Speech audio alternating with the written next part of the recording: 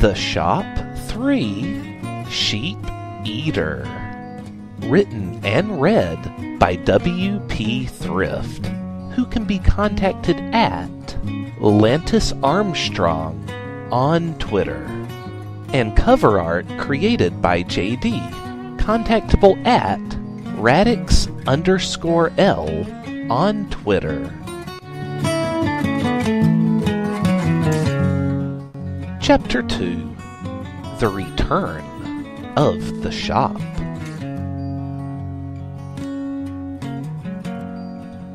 Driving down Main Street in Cattailville in a beat-up red rust bucket clunker which was powered by potatoes growing in the trunk, Bowman sat with one hand on the wheel and one hand holding the cheapest brand of cigarettes available on Earth. He exhaled a long stream of smoke at the window, which was currently shaking and coming loose from the car vibrating while it puttered along down the road. The rotund Bowman, with his filthy, well-aged, hungry-like-the-wolf shirt, wore the highest-tech version of his machine goggles to date. It was connected to every computer across the land, and its processor, with 8 petabytes of RAM, searched tirelessly for new Star Trek or Harry Potter fanfics to download and immediately begin having the groovy speech program read it to Bowman through his earpiece. "Oh, I just remembered," Bowman said. "I went by the local food pantry today and picked up a new bag of groceries for us. Here, I grabbed a couple cans out of it for us to have for lunch today. Let's see, would you like the, Bowman took his hand off the wheel to fish around for the cans in the center between the seats. "What are you doing?" Lantis, his passenger, panicked and grabbed the wheel of the car. "Oh, don't worry about that. The wheel doesn't work anyway," Bowman told him. Here they are. Oh, God damn it." Bowman accidentally dropped the can, and it shot directly under the brake. "That's dangerous!" Lantis continued to freak out and tried to dive down and grab the can out from under the brake pedal. "Oh, no, it's not. The brakes don't work either, and you know it. Why are you acting all fussy today?" Bowman yelled at him. Lantis was wearing a blue and white Hawaiian shirt today, along with tan cargo shorts, and he was barefoot, as he hates wearing shoes. Not that Bowman's shoes provided much more protection, as they were both missing the toes and had large holes worn in the bottom of them. His poofy brown hair kept getting in Bowman's face while they both tried to reach the can. Eventually, Bowman won and grabbed the can first.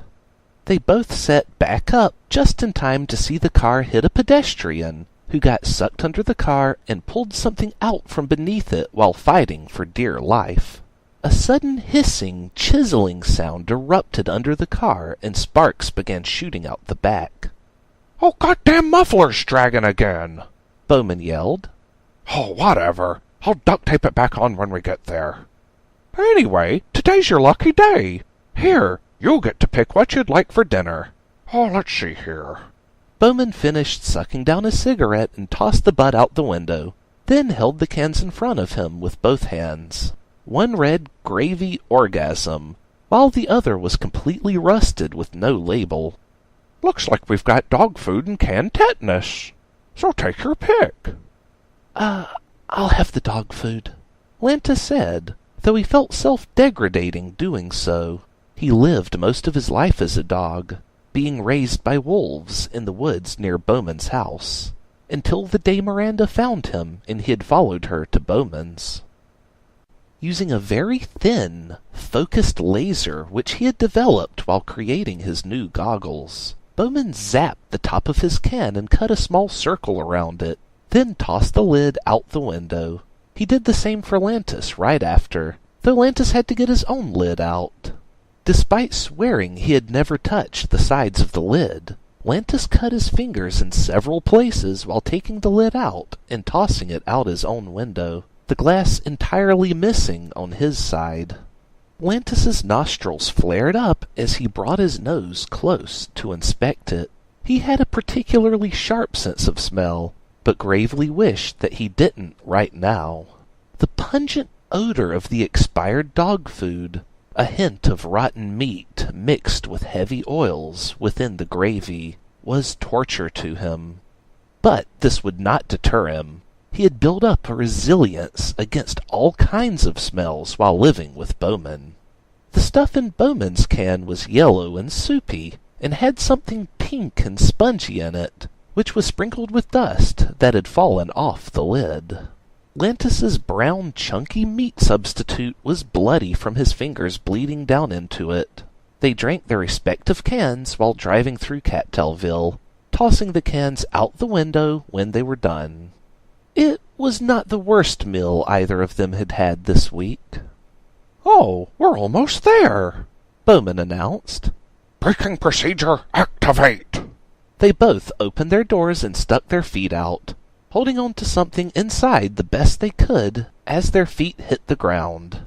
Luckily, Bowman's car couldn't go much faster than 25 miles per hour, or this would have been much worse on Lantis's bare feet.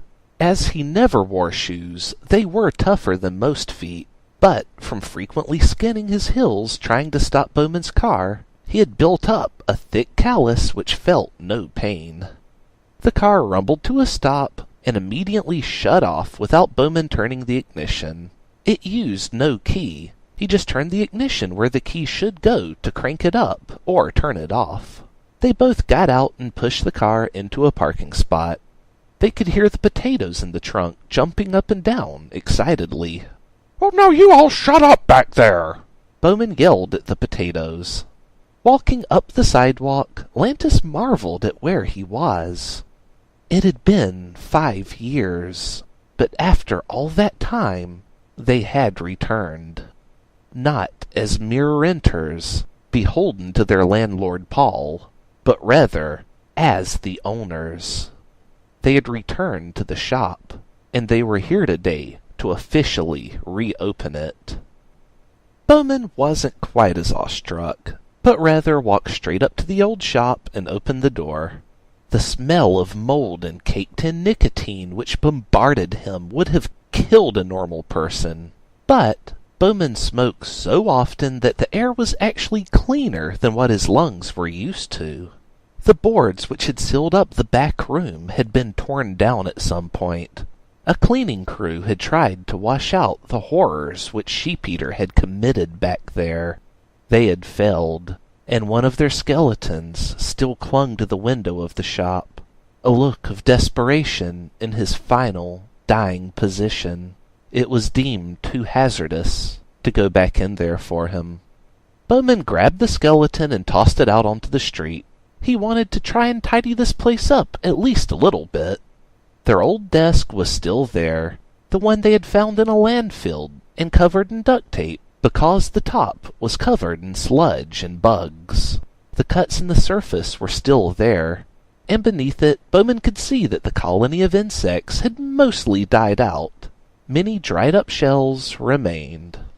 He pulled out a roll of duct tape he had carried in his pocket to cover the cuts back up with, then went back over to the back room and tried to lift up the curtain to seal it back off again the way they had when they had first moved in.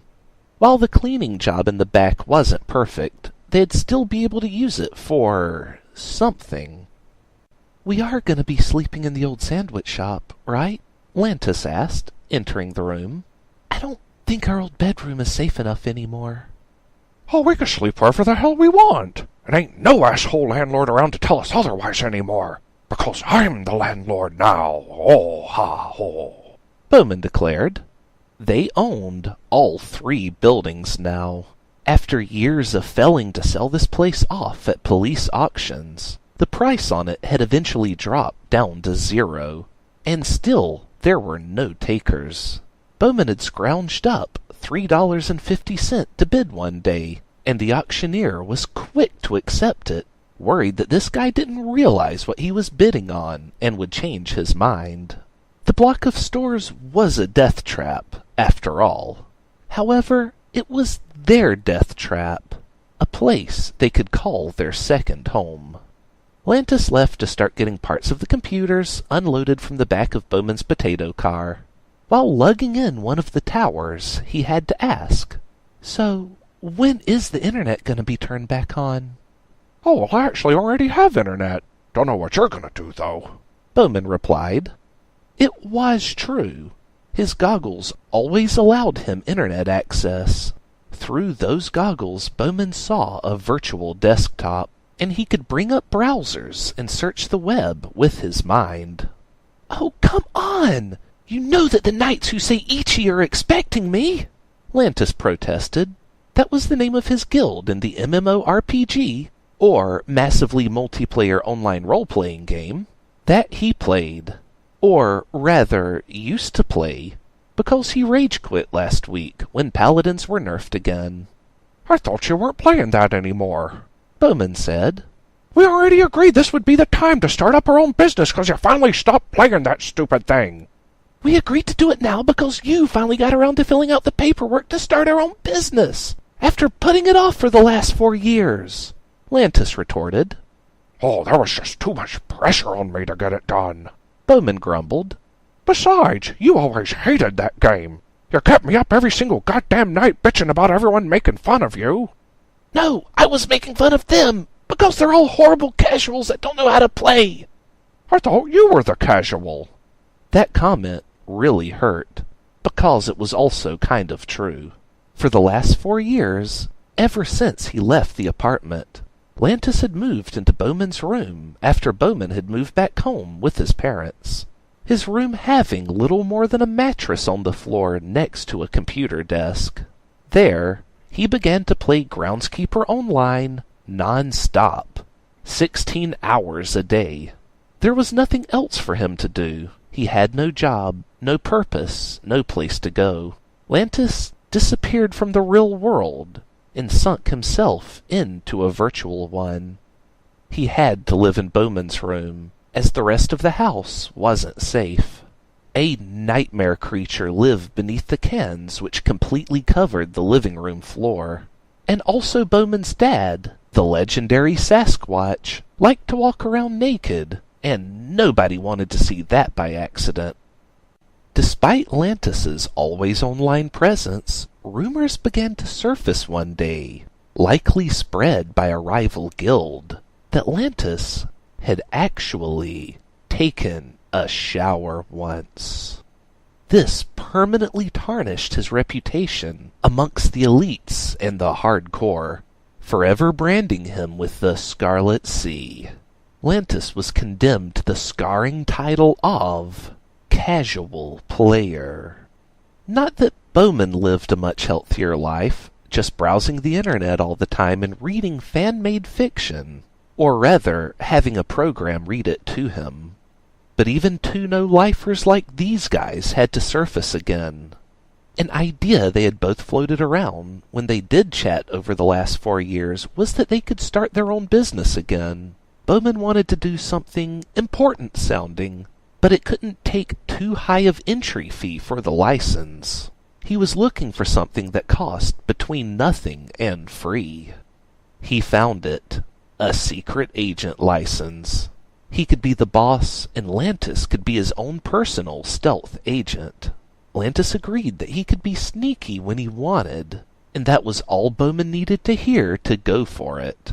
So he got the license, bought the block of stores, and here they were on the day of the grand reopening. "Bonsai," Lantis said reminiscently as he flipped the close sign on the door over to open. Bowman had already taken down the Ultima Computer Repair Shop DX logo. He had another sign that he had made himself. This one didn't have a photo of him printed on it like the last one did. It was just a plain white sheet of cardboard paper with the name of their new business on it. Silent, but deadly. Bowman laughed every single time he looked at that sign, without fail. "Oh, here's my old soda cup," Bowman said, grabbing it off the table. "I think that one's mine," Lantis told him. "Yours got ran over or something." "This one's also full of cockroaches," Bowman said, pouring them out on the floor. "I think they have new cups over at the sandwich shop." "Oh, yeah," Bowman said, then walked off with the cup out of the sandwich shop and down the sidewalk to the store at the far end. Lantis was pretty sure Bowman hadn't listened to him, and was now about to fill up the roach cup with soda and drink from it. If there was any soda left in the fountain machine over there. If there was, it would be 5 years old at this point. Lantis finished putting both computers together at the desk, his behind it and Bowman's at the side where Bowman used to like to sit. Then Bowman came back in and sat down at Lantis's old seat, asserting himself as the boss. "What?" Bowman asked. Lantis sighed, then swapped the position of the monitors. His tower was still by Bowman's feet, so Bowman had to turn his PC on, and Lantis had to turn Bowman's on. But luckily they were the types to never turn off their computers. So once they were on, whose tower was at whose feet didn't really matter. "Ah, there it is," Bowman said after lighting up another cig and grabbing the old ash can to place on top of the desk. "Isn't this great? It's just like the old days." Owning our own business? No, not having to listen to my dad bitch all the time. Oh, yeah. I guess that's good, too. Are you ever gonna go home, or are you just gonna keep living here? Oh, it depends. I may want to take a vacation from work at some point, you know. Bowman said. Are we actually going to work? Lantis seemed concerned about that. I thought we just started the secret agent thing as a gag. Well, if anyone can figure out that we're here and they're willing to pay, then I'm pretty sure the rest of it would be your problem. Bowman replied. Let's see, I have you, Peter, and Liquid all down as agents here. They both agreed to this? No. But I couldn't look like we have a roster of just you, now can I? That'd be unprofessional. And if they deny working for us, that just makes it seem all the more like they do. Because we're in the stealth espionage business now, so secrecy is important. That all checked out for Lantis, so he started to download Groundskeeper on his computer so that he could get back to playing. That is, until he checked the official website and found out that not only did the nerf not get rolled back, but the Paladin's ability to self-heal was reduced by another 2%. That was a completely outrageous amount to Lantis, so he stopped the reinstallation process and went straight to the official forums to write a very angry post, which was 40 pages long and insulted family members the developers may not even have. He may have only quit the game before, but this post was about to get his account permanently banned, preventing him from playing again unless he picked up another brand new copy of the game. That felt cathartic, Lantis said, glad to be washing his hands of Groundskeeper once and for all. That felt like I farted, Bowman replied, having no idea what Lantis was talking about. Lantis lit up a cig as a way to chase away the Bowman smell. He almost flinched as a shadow passed in front of the window of the shop. Most of the front wall was one large window, with a glass door to boot. But it was merely a cloud passing by overhead, and not the horrible shadow which once followed him for so long. He had no idea where the darkness had gone, the living shadow of nightmares. But with it gone, he could smoke freely now. Good thing, too. This room wasn't that big. The 2 rooms in the back weren't going to be a great place to hide, even with their old bedroom somewhat back in operations. Lantis had to wonder if the old tennis table was still back in the repairs room, or if the kitchen had returned to being a kitchen, or if it was still haunted by the ineffable horror. Ah, so many good memories were rushing back to him now, and this time there'd be no noisy neighbor along with no landlord, as they owned all 3 shops on this entire block. Oh, I just remembered, Bowman said, taking a syringe out of his pocket. I made these last night out of some bottle caps and copper wire I tore out of the wall. What is it? Bowman jabbed Lantis in the arm before he could protest and injected him with it. What the fuck? Lantis cried out. They're nanomachines, Bowman told him. Microscopic robots. Specifically, these nanomachines allow us to communicate with each other anywhere on Earth. Every stealth agency should be using them. Ho ha ho. What? Lantis was surprised, and currently rubbing his arm where they were injected. "So you have 'em in you, too?" Oh no, I hate needles, Bowman said. I'm going to use a program on my PC here to chat with you. Watch, go to the other room right quick. Lantis got up and walked into one of the back rooms. Then Bowman farted into his PC's microphone, and the fart sound resonated loud and clear through the nanomachines vibrating against Lantis's inner ear bones, allowing him to clearly hear it in the other room. He came back into the main room laughing about this, thinking that such a prank was totally worth getting stabbed for. I can also talk to you through the mic, but what's the fun in that? Bowman told him. Oh, and just press your fingers against your neck behind your ear to talk to me. And if you want to get back at me for farting into the mic, you'll have to fart into your own mouth, so don't even try it, mister. An old man dressed in a brownish-red business suit and a brown fedora on his head walked up to the shop outside, eyeballing the sign. He scratched the side of his head while staring at it, and a look of concern crossed his face, just before he cracked up laughing. He waved someone else over, and an old lady appeared. She wore a bonnet over her curly white hair, and wore a white dress almost identical in color to her hair. She rolled her eyes at the sign. Bowman noticed them and quickly said, Oh, remember, if they're customers, pretend like we've been in business for a real long time. Nobody likes working with amateurs. They're not going to be customers. What would an old couple need with a stealth agency? Oh, probably to assassinate the annoying kids that keep skateboarding on their sidewalks, Bowman suggested. Wait, we do assassinations? I don't want to kill anybody. You'll do whatever the hell the customer wants you to do. If they want to pay you to mop their bathrooms or scrub their toilets, you're gonna do it. I'm not gonna kill anyone. And wait, are we mercenaries? I thought I was just like a spy or something. I don't know. I didn't read the actual contract. I just signed at the bottom. It took you 4 years just to sign at the bottom? Bowman chirped like a bird, as he was ought to do when he felt agitated. Well, now you're going to respect my authority, or I'm going to whoop your ass. You're too lazy to get up and do it, and you know it. Bowman glared, as indicated only by his furrowing eyebrows above his goggles. You and yours. Lantis fully expected the old couple to walk off, but instead they actually came to the door. Upon opening it, they both began to fan their faces rapidly and backed away. Bowman cracked up laughing at that, as seeing people's reactions to how bad the shop smelled always delighted him. Then, surprisingly, they both pulled out gas masks. They had to take their hat and bonnet off, respectively, to strap the mask on. Then they both approached the shop again and entered it. Why, hello there, the man said.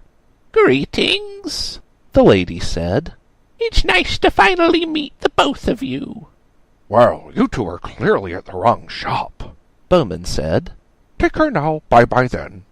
Oh, no, young'un, the old man replied. This is the right place, by cracky.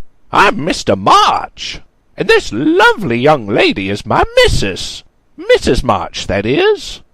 We're here for this young man, Mrs. March said, indicating Lantis.